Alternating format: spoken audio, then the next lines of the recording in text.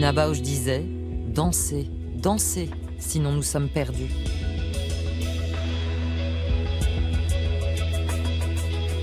Qu'ils soient seuls, à deux ou en groupe, Let's Dance raconte l'histoire de ceux qui dansent.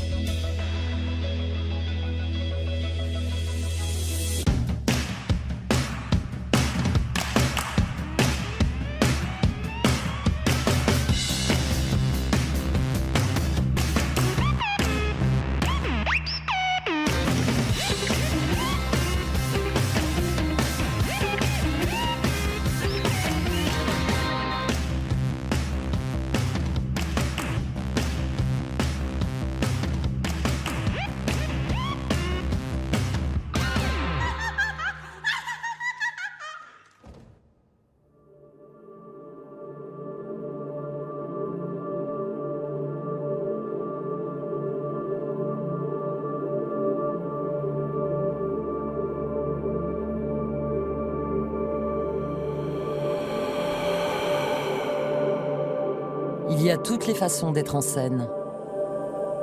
Mais la façon reine, c'est d'y être seul.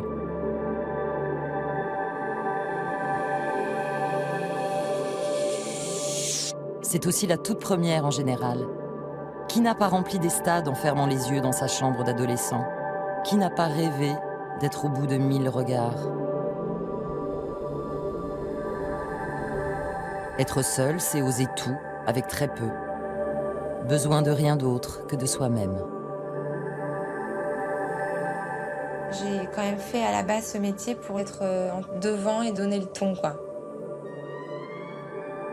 Savoir que c'est moi qui mène la danse, ouais, c'est un truc qui m'a toujours plu.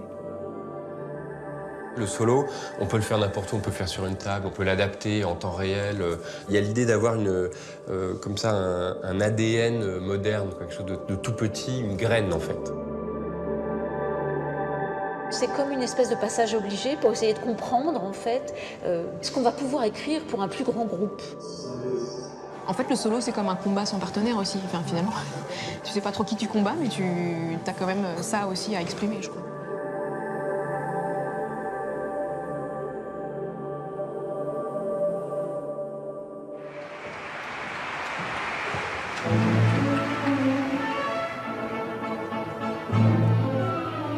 Depuis plus d'un siècle, le solo est toujours le signe d'une envie de laisser son empreinte, de dépasser ce qui a été fait avant, voire d'un engagement politique.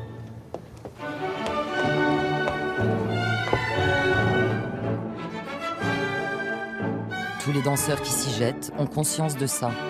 Mais avant de faire la révolution, c'est d'abord l'isolement, la solitude des coulisses.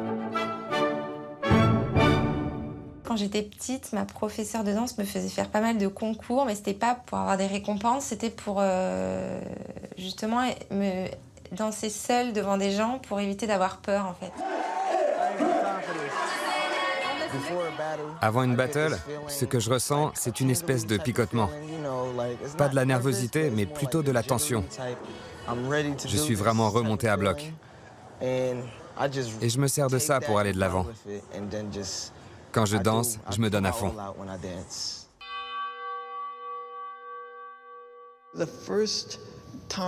Dans la semaine qui a précédé ma toute première fois en solo avec Three Teaspoons, j'ai vécu dans une terreur permanente.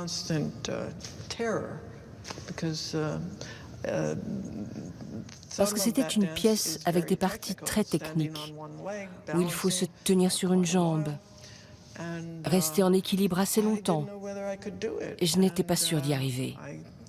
Je suis montée sur scène, le rideau s'est ouvert, les projecteurs se sont allumés.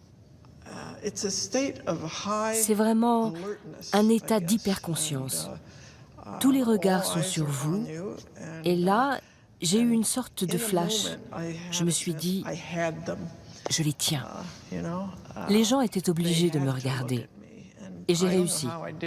Je ne sais pas comment, parce que pendant une semaine, j'avais été une loque. Bien sûr que c'est terrifiant. Mais pour moi, ça a aussi été un vrai défi et une sorte de quête spirituelle. Évidemment, dans la vie, on peut parler de spiritualité ou de ce genre de choses. Mais au fond de nous, des questions subsistent. Qui est votre meilleur ami? Vous-même.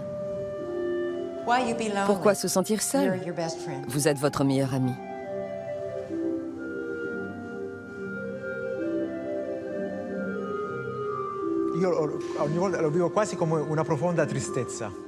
Je le vis comme une profonde tristesse. Il y a une tristesse très grande qui vient du fait d'affronter tout seul une situation qui est extrême en fait. Peut-être qu'il faut compter sur soi-même, mais parfois son pire ennemi, c'est soi-même. Parfois, il faut même essayer de trouver des secousses, presque de créer des chocs émotifs, même s'ils sont forcés.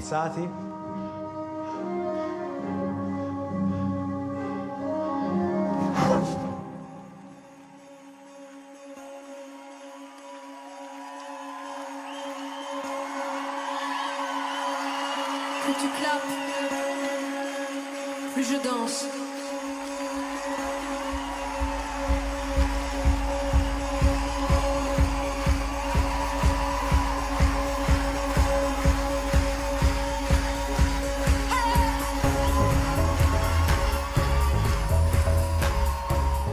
J'aime beaucoup la sensation que ça me procure d'être seule dans un énorme espace et très regardée.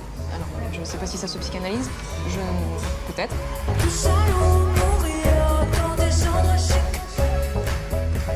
C'est les moments aussi où je ne suis pas forcément dans une chorégraphie apprise. Je suis souvent dans l'improvisation aussi. Ça laisse du coup beaucoup plus de liberté.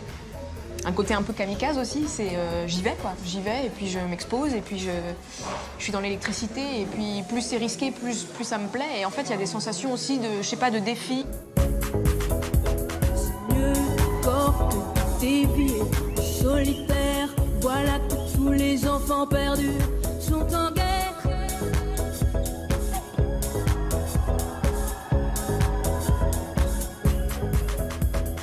Tu surexistes et t'existes plus du tout aussi. Ton corps sur scène est quand même pas le corps que t'as dans la vie.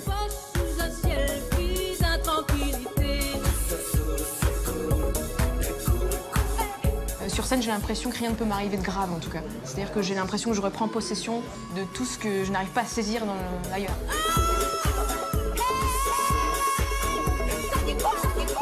On questionne nos propres limites, en fait.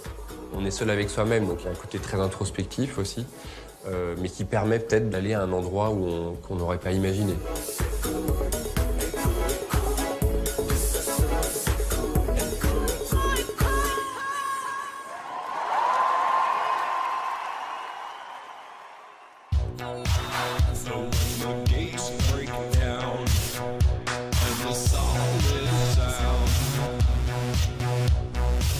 Aux origines de la danse classique, le solo est une figure royale. C'est Louis XIV qui le premier invente et incarne le solo.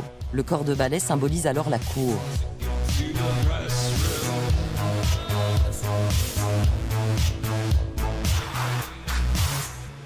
Laura, essayez de plus au sol. Vous êtes un peu trop sur demi-pointe. Oui, et sautez après. Voilà, c'est ça. Autre chose, quand vous avez fait l'attitude, restez en équilibre, n'ouvrez pas les bras. Je reste là. Là, et restez le plus longtemps possible. Restez. Presque les bras derrière, touchez presque vos mains. Là, voilà, ça a une présence. Sinon, ça flotte, hein, il ne faut pas. Le solo, c'est le moment où on va prouver seul sa valeur, son sens artistique, son amour de la danse et cette communication que l'on a avec le public, parce qu'il faut capter l'attention, le cœur, l'esprit d'un spectateur, le faire rêver, l'emmener dans notre univers. Vous ne le faites pas du charme, mais émotion. Hein. On sait pas, vous ne le toisez pas du tout, c'est au contraire une vraie rencontre. Voilà, c'est ça. Hein, d'accord. Au début du XXe siècle, le solo devient une figure de la rupture, de la contestation, de la modernité. Václav Nijinsky crée des solos révolutionnaires, très sensuels, qui cassent complètement les codes du ballet, dont il est pourtant le danseur star. Plus d'un siècle plus tard, dans le cadre d'une pièce consacrée au grand solo du XXe siècle, Boris Charmatz recrée le Sacre du printemps de Nijinsky à l'Opéra de Paris et a fait appel pour les répétitions à Dominique Brun, spécialiste du sulfureux, danseur et chorégraphe russe. 3, 16, 2. La danse classique fonctionne sur des lignes qui sont extrêmement rondes. Un corps qui travaille sur l'élévation. Et donc est un corps qui essaye de se soustraire à la pesanteur. Un corps qui nous donne l'illusion qu'on s'envole.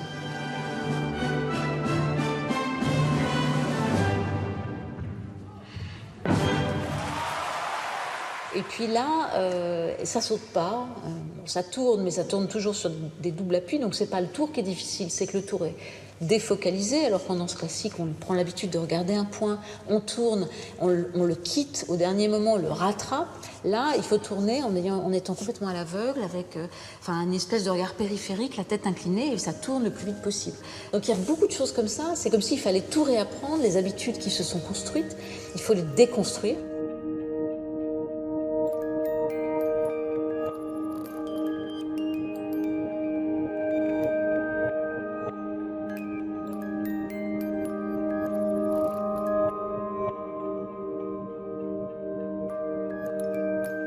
Nijinsky, son fond de commerce presque comme danseur, il le balaye d'un revers de main et il en revient à la marche, la relation que le corps humain entretient à la gravité et donc à son poids.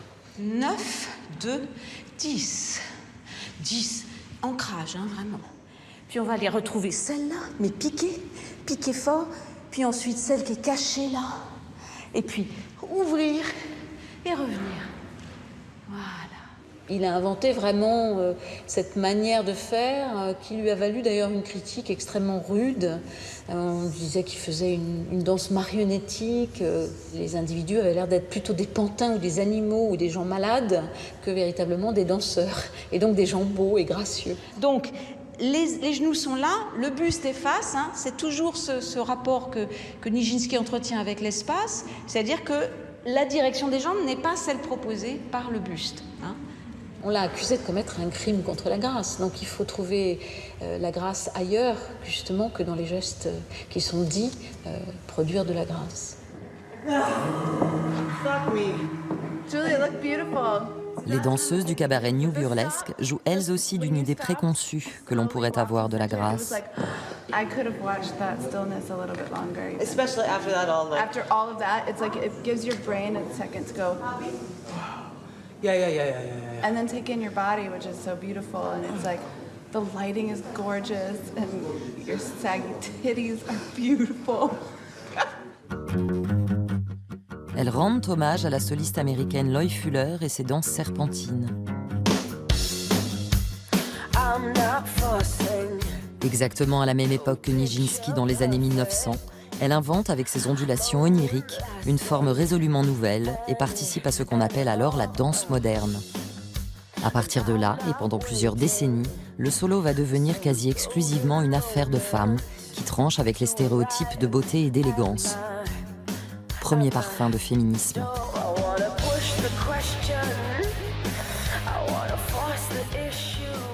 Ce que ça fait de danser comme Loie Fuller avec les grands voiles?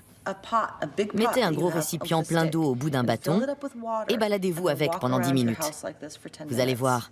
Vous allez dire... Elle devait avoir de ses avant-bras.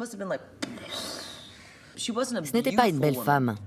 Elle avait un charisme, elle était attachante, mais elle était petite et trapue.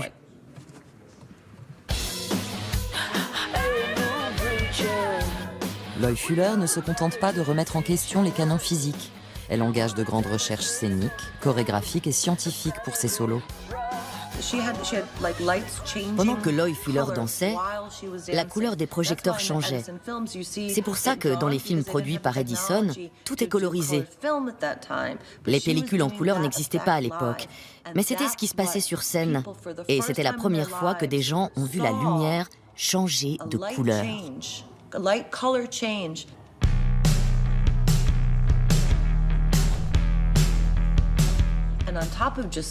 Et cette magie illuminait en plus une danseuse qui maniait la soie comme personne.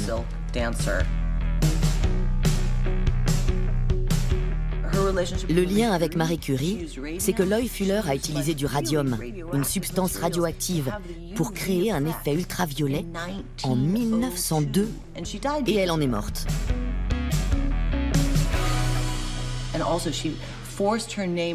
Elle s'est aussi battue pour que son nom figure sur les affiches, comme celle de Toulouse-Lautrec qu'on voit dans toutes les pizzerias de New York.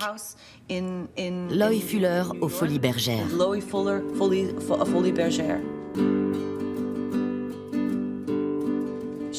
Elle ne prétendait pas être élégante.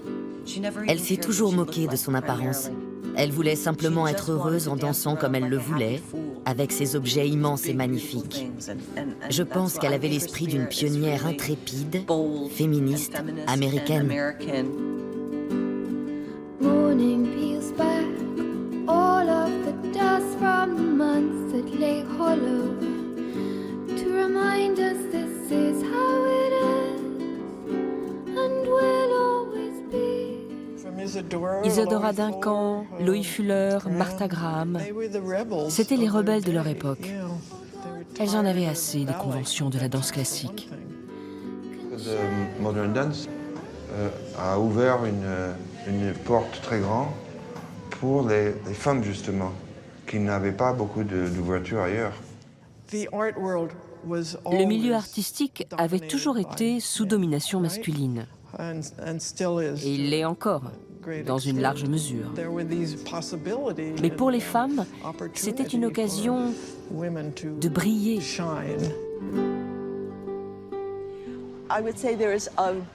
Dans les années 1930, aux États-Unis, il y a un lien très marqué entre la danse moderne et la classe politique de gauche.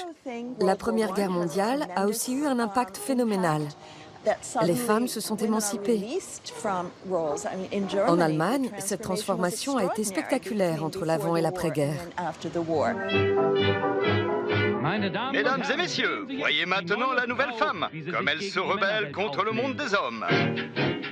La danseuse dadaïste Valeska Gert mime la femme dans le vertige du vice. À l'époque, Valeska Gert est une anticonformiste, mal aimée du cinéma et de la danse expressionniste allemand.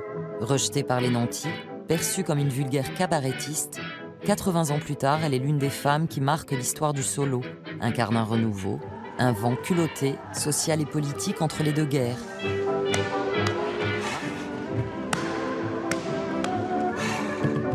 Boris Charmatz a intégré l'un de ses nombreux solos dans sa pièce « 20 danseurs pour le XXe siècle ». Super.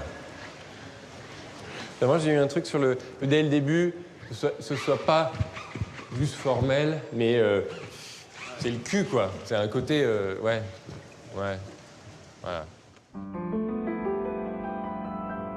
Je suis très ordinaire, mais je suis aussi très délicate.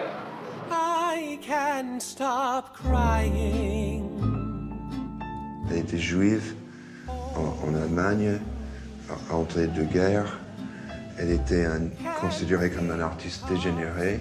Elle faisait beaucoup de solos où elle prenait le personnage de quelqu'un de la rue. Donc c'était pas noble, c'était pas l'art expressif, c'était la pute, c'était le garçon qui vend les journaux, c'était la mort. Je suis mourue, mais vraiment mourue. J'ai fait la jeunesse et le sport et tout le mouvement de la vie. Moi, je n'étais pas sérieuse. Elle était pauvre, elle a lutté, elle n'a pas été reconnue, même pas par les danseurs contemporains qui étaient aussi pauvres qu'elle, mais qui étaient quand même, qui étaient sûrs de faire de l'art. On lui disait même pas que... Et du coup, de la mettre là, symboliquement, je trouve que c'est encore plus important.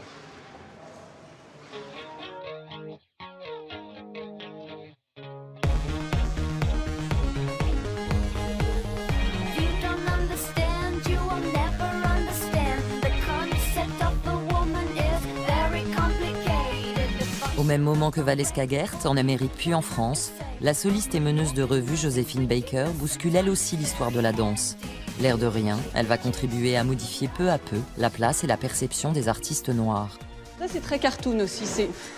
Boris Charmatz a intégré Joséphine Baker dans sa pièce sur les plus grands solistes du XXe siècle. Pour vous donner des images, Joséphine, il y a un peu le côté aussi femme caoutchouc, Betty Boop, et puis aussi du pantin. C'est-à-dire qu'on ne sait jamais où va partir le mouvement. Comme si tu marchais. Voilà. C'est la chorégraphe Raphaël Delaunay qui transmet aux danseurs de l'Opéra de Paris cette gestuelle si éloignée de leur répertoire. Il ne faut surtout pas vous décourager. Hein. Au début, vous aurez l'impression que vous ne savez pas danser, c'est normal. On va dire qu'à l'opéra, on leur apprend, de par le maintien, toutes les valeurs qui sont véhiculées par ce langage, donc des valeurs de noblesse, de dignité. Il y a toujours cette idée qu'on descend de l'Olympe, quoi, pour venir mettre les pieds sur la scène de l'opéra. Et dans les danses noires, c'est même l'inverse, quoi. On est dans la merde, on fait ce qu'on peut, on s'amuse avec et même on va aller se foutre de la gueule de ceux qui se prennent au sérieux. La position que je vous montre, c'est une position intermédiaire entre ça et ça. D'accord ? Faut dire qu'on est entre l'homme et l'animal. Elle joue beaucoup là-dessus, Joséphine. C'est pour ça qu'on appelle ça les danses animalières. Elle joue sur l'aspect un peu simiesque. Elle joue à faire la guenon, d'accord ? Donc l'idée, c'est de montrer son cul, mais pas seulement. Il y a toujours potentiellement tu vois là. Potentiellement. On est au bord de ça à chaque fois. Moi, je pense qu'elle a joué le jeu du blanc, mais elle l'a rendu un peu caduque. Voilà, en disant alors que c'est ça que le blanc veut me faire jouer comme rôle, et ben je vais le lui donner. Voilà.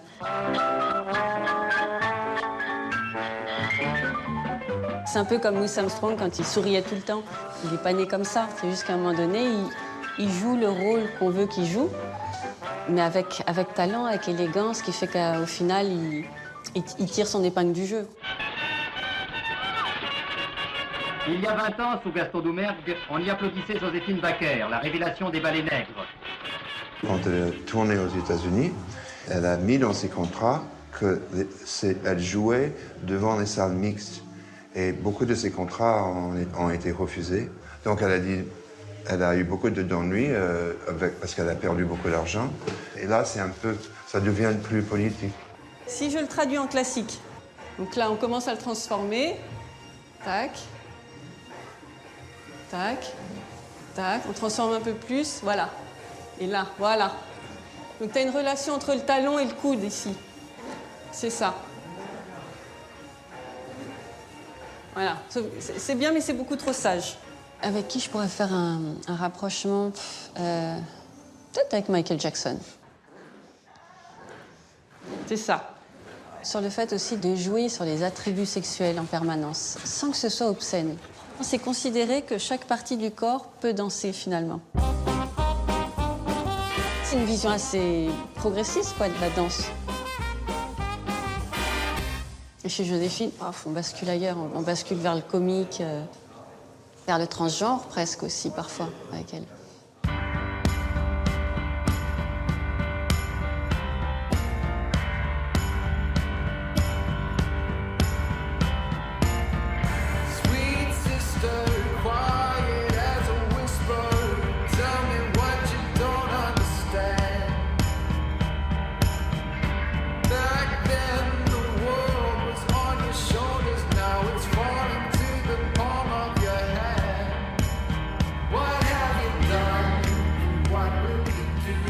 Trisha Brown, Yvonne Rainer et Lucinda Childs sont les trois icônes de ce qui, un peu plus tard à New York dans les années 1960, s'est appelé la danse postmoderne américaine. On ne tergiverse plus avec la question du genre, fini les émotions théâtrales, fini les décors et les jolis costumes. Ces femmes dansent seules, non plus pour faire plaisir aux spectateurs en mal de grâce, mais pour se moquer du rôle qu'on leur a toujours assigné et pour affirmer une autre place dans la société.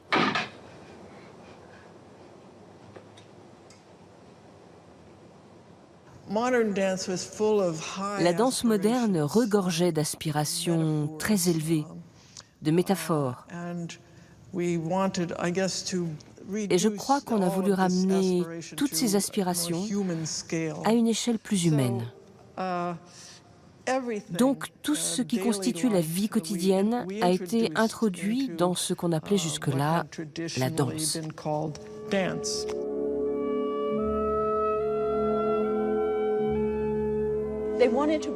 Ils voulaient rompre avec l'idée de l'interprète vedette. Et le solo était un élément crucial, parce qu'il permettait aux femmes d'être elles-mêmes. La danse postmoderne connaît un écho considérable en Europe et influence de nombreuses danseuses solo dès les années 1970.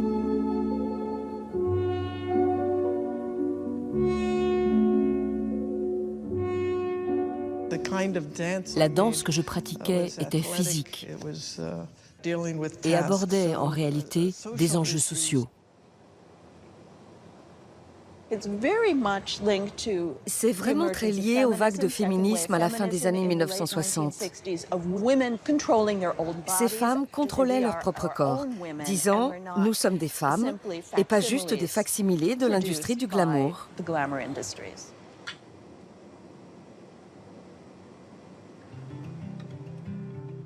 Au même moment, une autre américaine, Caroline Carlson, marque elle aussi une étape dans l'histoire du solo, par sa présence scénique exceptionnelle. Elle a depuis créé 12 solos majeurs. Elle devient une icône absolue de la danse contemporaine avec le mythique Blue Lady en 1983. Depuis, elle a transmis plusieurs de ses solos, dont l'important Density 21.5, pièce aérienne presque ésotérique, inspirée de Nietzsche, qui met en scène une créature irréelle, mi-femme, mi-oiseau.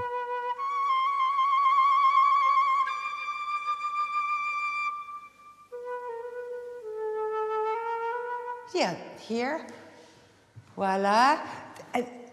And then you round again in this, right? Absolutely, yeah. You know, it's like that thing. Contrairement à ses comparses de la postmoderne, dans ses solos, Caroline Carlson ne met pas en jeu la société. Bah, absolutely. Okay. I'm not at all political. Je ne suis pas du tout politisée. Moi, ce qui m'intéresse, c'est la réalité cosmique qui nous entoure, mais dont on parle peu. Et je puise dans cette réalité pour en donner une vision poétique. Chest stays up.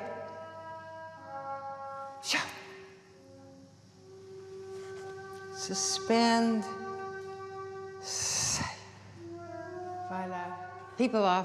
On me demande souvent comment je choisis mes danseurs. Par leur capacité à briller, à rayonner, illuminer. You know, once you more the music, though, you know the second attitude, feel it. It's like you're the instrument. You're the instrument. Papa, oui, voilà. Everybody can dance. N'importe qui peut danser, mais au final, ce qu'on recherche, c'est une qualité particulière. Et cette brillance qui éclate sur scène est l'un des fondements de notre travail. Parce qu'on ne se contente pas de restituer des pas, de la poésie ou des idées, on restitue de l'énergie. Le public doit être bluffé. I love solos because you're sharing your solitude. I always love to see solo. First of all, it's a risk. You can be with somebody else, okay? That's okay, you have somebody else, but alone on stage.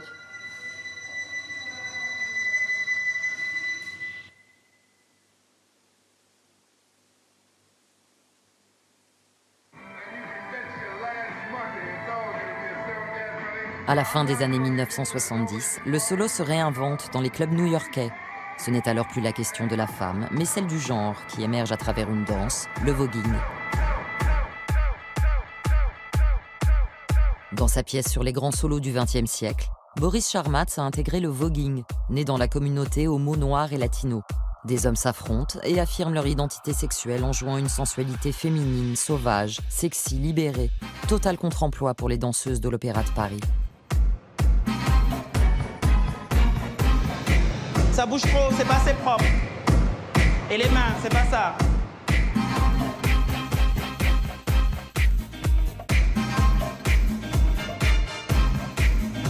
Y a pas de vie, et puis t'es pas sur la musique. Regard, vous fuyez en fait. Regard fuyant, quand vous êtes au sol, vous regardez par terre. Il faut toujours vendre quelque chose. Il n'y a rien. Vous vendez... C'est là, tu regardes les gens. Tu fais un truc, tu regardes. Tu es devant. Si je fais ça et que je fais ça, il n'y a rien. Dès que si je suis là devant toi, tu vois que je veux dire, il y a une connexion. Pareil. Quand vous êtes au sol, dès que vous allez au sol, surtout ça, dès que tu fais ça, là. Ça, c'était bien, la remontée. Quand tu remontes, tu te laisses remonter. Il y a un cambré. Donc c'est hop. Et regarde. Et ensuite, tu repars. Ça doit être précieux, ça doit être léger. Je te dis, c'est sexuel, hein. Il faut y aller. Hein. Faut pas attendre. Faut oser se toucher, faut oser y aller à fond. Ça, on a quand même pas du tout l'habitude de faire ça. Tout l'inverse du classique. Tout l'inverse du classique où on doit être très pur, très. Il y a quelque chose de très beau, de très sensible. Là, immatériel. Là, non, c'est c'est pas ça quoi. C'est immatériel à fond.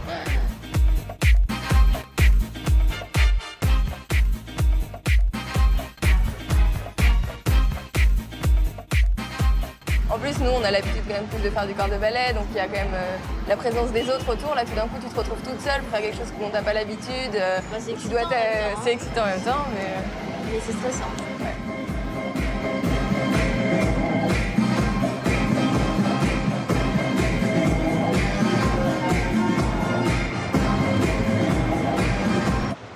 Ok, c'est mieux.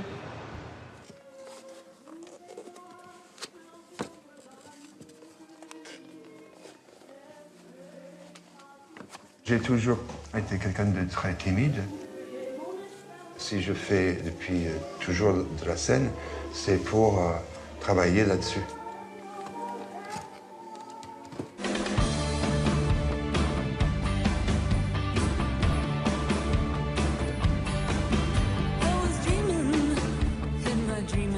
La question du genre devient un sujet dont la danse contemporaine s'empare dès les années 1980. C'est à peu près à cette époque que Mark Tompkins commence à créer ses pièces.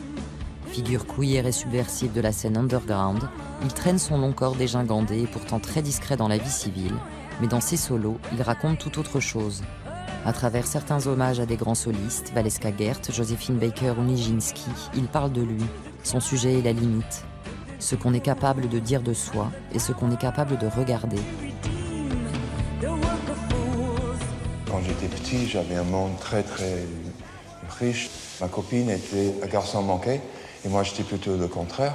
Et après, le monde va commencer à se fermer et de dire mais vous pouvez plus faire ça parce que vous êtes un homme et les hommes ne font pas ça. Ou vous êtes une femme et les femmes ne font pas ça. Or, dans la vie de tous les jours, je m'habille en homme, je ne me travestis pas, mais sur le plateau, je me permets tout.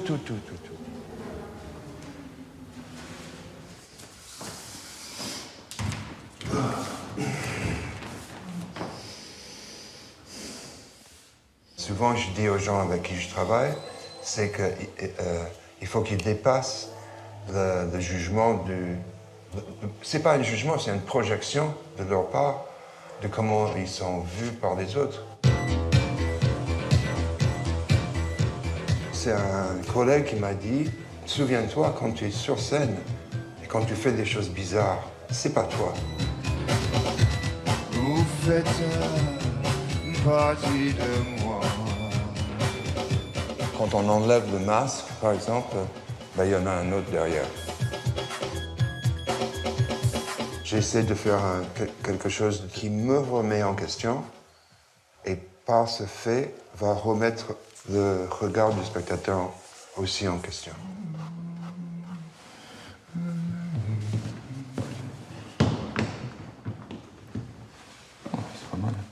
Je ne suis pas très politique, je ne milite pas pour des causes, mais toutes ces causes, je les mets dans mon travail. Par le travestissement, par le queer, par l'ironie et la satire, je fais face sur le plateau à des choses qu'on n'a pas forcément envie de voir, et d'autant plus que souvent je le fais par le divertissement. C'est divertissant jusqu'à un certain point, et là, ça devient plus politique. And your cheeks so soft, there is nothing for me but to love you. Just the way you look tonight. C'est un peu ça la question que je me pose à chaque fois. C'est dans ce monde d'errance, est-ce qu'on peut s'émanciper individuellement et comment?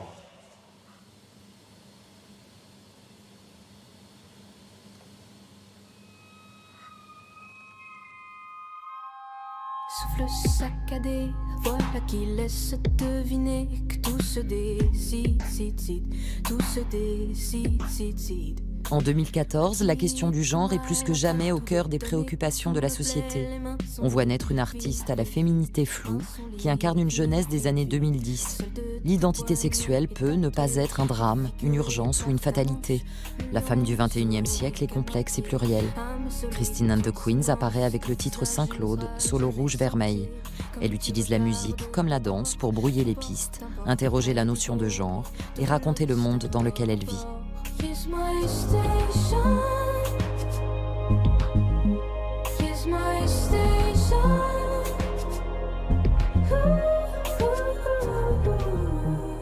Je pense qu'elle est née aussi d'une colère, cette Christine-là. Et ça a été d'abord une colère vécue en solitaire. Je pense que j'avais besoin d'abord de me présenter. Et pour ça, il fallait que j'arrive seule, avec mon costume aussi.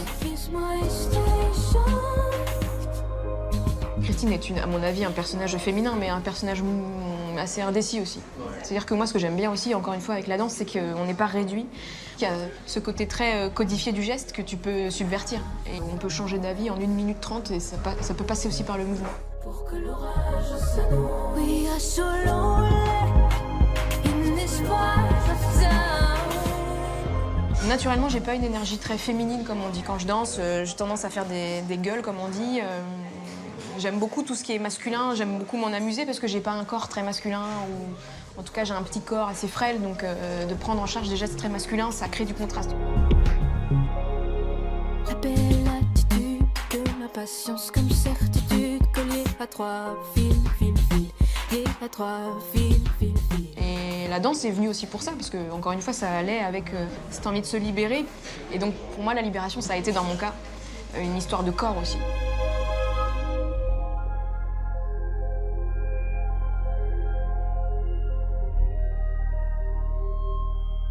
On m'avait souvent dit ça au début de mon projet, t'as pas peur que les gens s'ennuient ou que tu sois pas suffisante à regarder. Et depuis le début, je réponds toujours, mais c'est pas la question en fait de ce projet ni de ce personnage. C'est-à-dire qu'au bout d'un moment, j'ai besoin de raconter quelque chose et puis soit on regarde pas. Mais il y a quelque chose de sans compromis quand on est seul.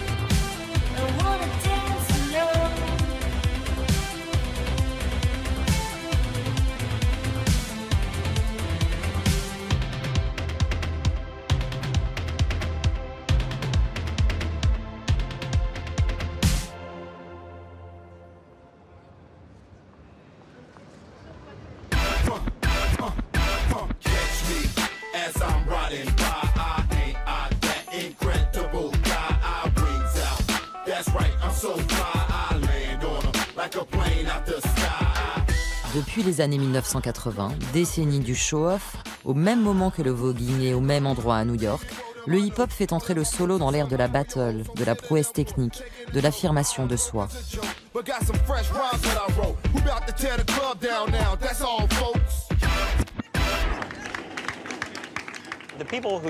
Les gens qui ont lancé le hip-hop sont principalement des Noirs, des Latinos, des gens de la classe ouvrière.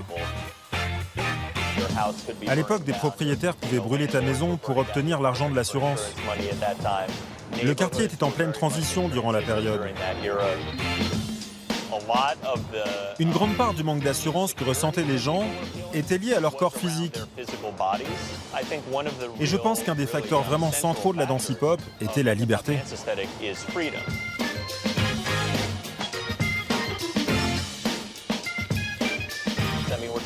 On parle d'adolescents, là. Leur corps était l'une des rares choses sur lesquelles ils avaient de l'emprise. Être en contrôle de ton corps et démontrer ça au reste du monde est presque un défi.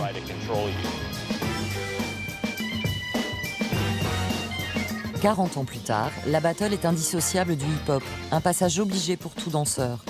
Le hip-hop s'est affirmé comme le dernier grand mouvement artistique du XXe siècle et a fait plein de petits. Yo, it's gonna be lit, son. I'm telling you. You better come tomorrow, bro. I'm gonna try everything in my... Yo, it's gonna be mad lit.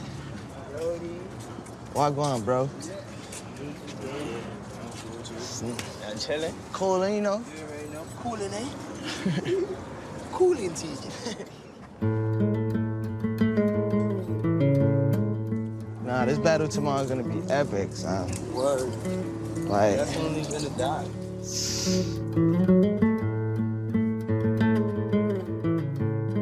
Extra. Casket for that, man. Put him in a coffin. Like, I should do that and all that.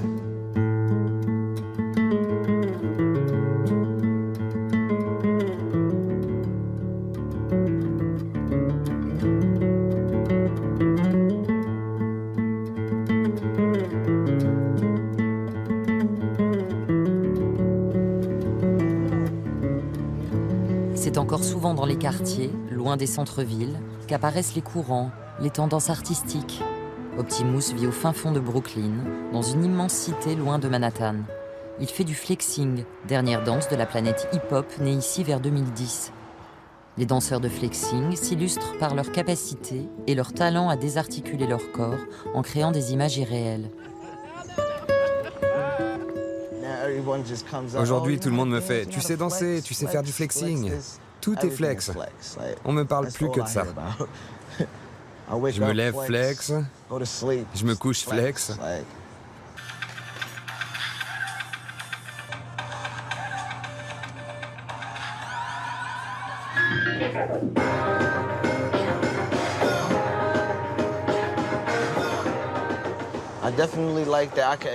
J'aime bien l'idée d'exprimer ce que je ressens grâce au flexing. Parce que j'ai toujours eu du mal à extérioriser mes émotions. Et ça m'aide. Au lieu de parler de mes sentiments, je les montre. Et j'en montre même encore plus grâce à la danse.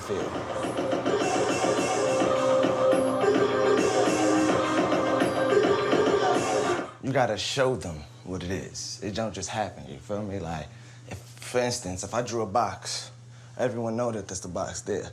I'm just changing angles of the box. And then now when you start doing extra things to the box, probably disappeared, you know, you can do whatever you want. It's your imagination. Just watch a lot of cartoons, you know, play a lot of video games. Hell no. Bend the jump.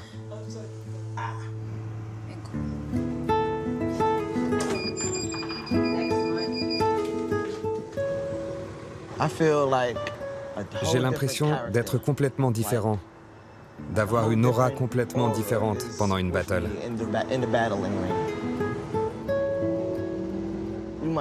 En ce moment, on discute tranquille, mais quand je danse, pas question que tu me parles, parce que je suis à fond dans mon truc, et c'est super dur de m'en faire sortir.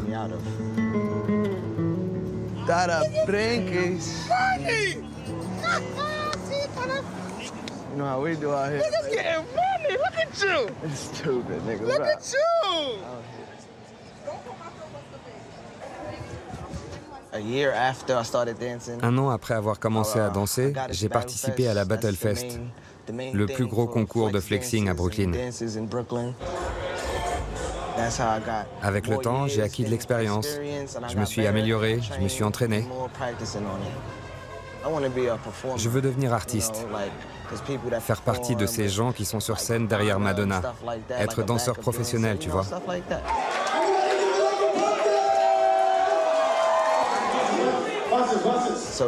C'est une façon de se faire respecter, pour que tout le monde sache qui je suis.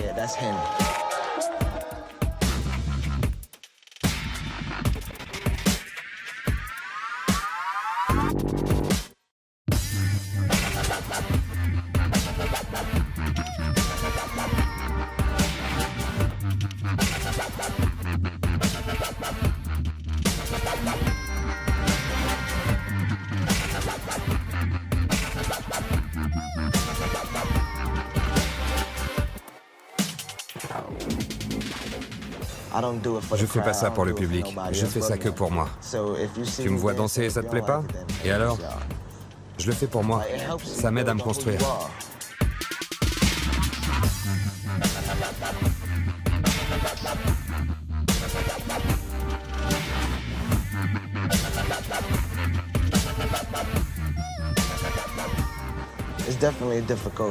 C'est super dur d'être tout seul. Mais ça t'oblige à avancer, à devenir plus fort. Comme ça, t'as besoin de personne, que de toi. Finalement, t'es le seul à qui tu peux faire confiance. C'est clair.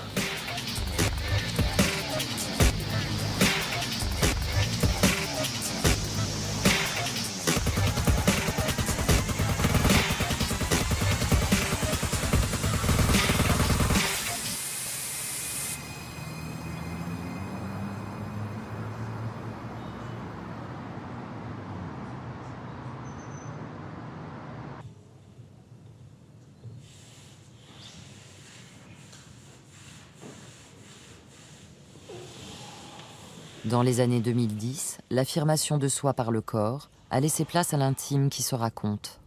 La danse n'échappe pas à ce phénomène qui touche aussi d'autres arts et s'en empare à travers une forme d'autofiction chorégraphique. Hamdi Dridi est tunisien. Pour sa première pièce, il est seul et livre une partie de son histoire récente. Le solo devient ici un journal intime, une confession.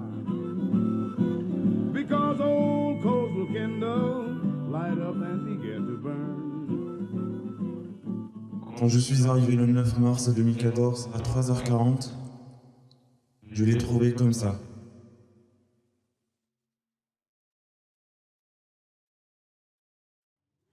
Le 16 mars 2014 à 6h30, quand je devais partir, il était comme ça.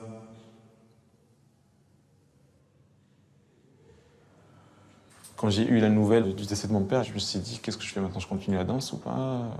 Et là, je me suis dit, à place de rester triste et d'abandonner ce que j'ai commencé, il faut que j'essaie d'inventer une sorte de challenge, on va dire, avec ça, et de créer ce solo.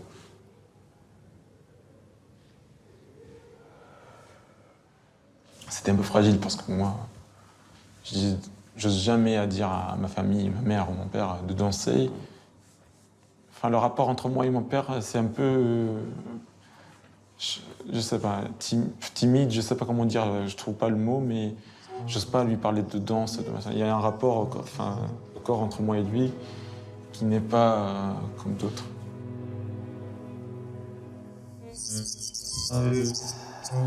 Et là, pour la première fois, j'ai osé dire à ma mère que ce soir, je danse mon père.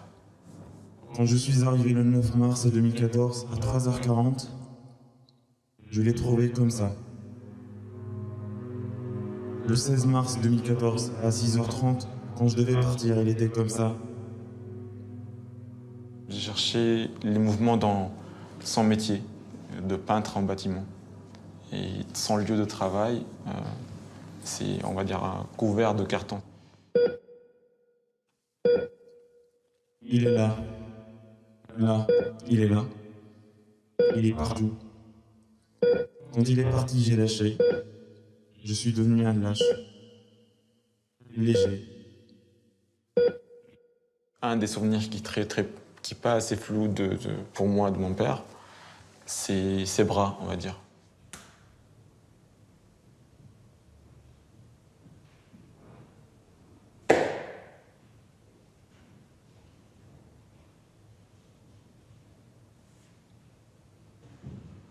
Même avant en fait, de commencer, j'essaie de parler avec lui dans mes pensées.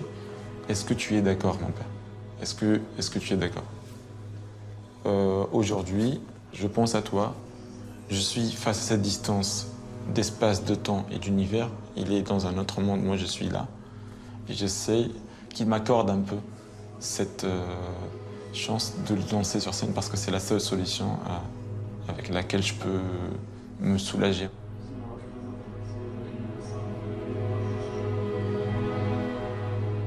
Et dès que ça finit, il y a un moment aussi de silence.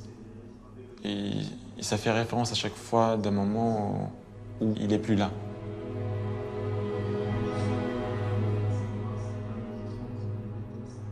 Des fois, j'ai envie de danser ce solo pendant des heures et je m'arrête pas parce que c'est le seul moment où je me sens avec lui.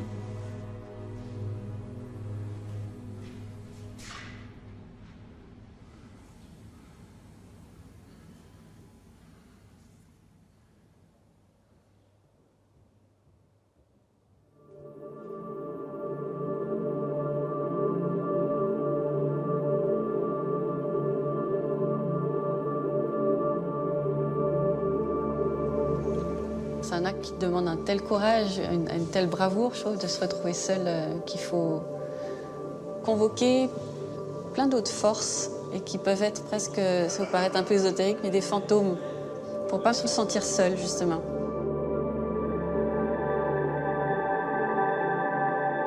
On peut danser en solo, mais en souvenir d'autres corps ou d'autres rencontres. Il y a des solos très habités, il y a du peuple tout autour, il y a des fantômes.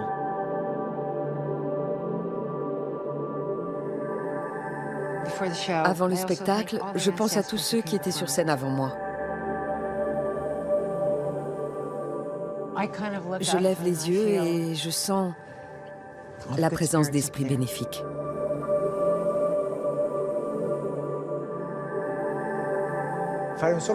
Faire un solo, ça veut dire réfléchir sur la danse, apporter une contribution, une réponse à un mouvement artistique, esthétique, qui peut exister à certains moments de l'histoire de la danse.